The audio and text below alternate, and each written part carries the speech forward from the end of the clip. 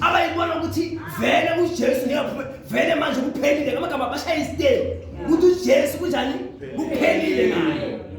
nawe ngahle kwenzeka bashaya istem but uma wena uyophelela khona la nayi secret uJesu nakangena ethuneni ungena uJesu bheke bakusinawo manje ukungena eminyango kukhiwe uJesu before ayesiphambanweni bekathi ngineminyango ngiyangqongqotha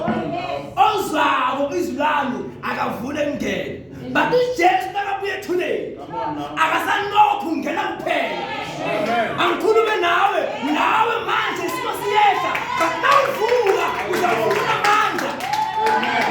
akhona amanye ama-department ozongena kuwo akusho ukuthi wena uzawumele unokhe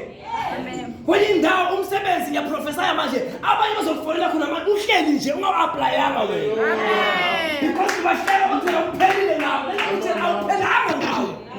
likhona ithemba ithi likhona ithemba bavuka uJesu ngekusanamandla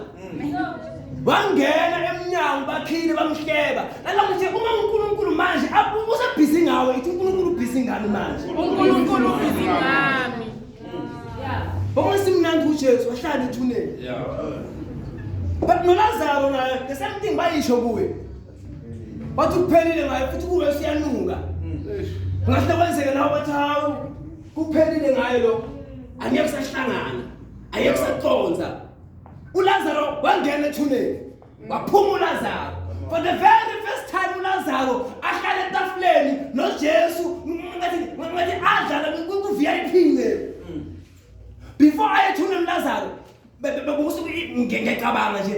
ayikho eBhayibhelini leyo bekuthi kunemhlangano ama concert bekangena ngegeneral ticket but nakaphuma ethuneni wathola iVIP nawe manje abahleke nawuphuma ngamandla uzawungena la bathi ngeke ungene khona uzawungena la bathi lo mara ufike njani la ngoba ngafundanga ufike njani lo ngoba siyamazi kuphela balela ukuthi uJesu umabhizi ngawo bayekele bahleke wena amen kuzolunga ngawo ithi kuzolunga ngani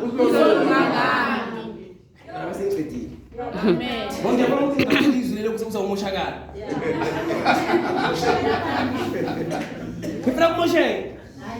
asifundi ivese ayi-1 kuphela mara ngifuna sifunde ngenye i-vision enye ngeke ngifundele because the other one bengithi ufuna uyifunda ngiyabona ukuthi manje isikhathi lesi sisangidabula ngokuthi ngiyikhothe the other one John chapter 5 amplified asifundile but sizofunda uLuke chapter 24 John chapter 5 I'm just quoting it for 8 years indoda John chapter 5 ilele lapha ya agula ithi iBhayibheli bonke abantu bebaphila phambi kwakhe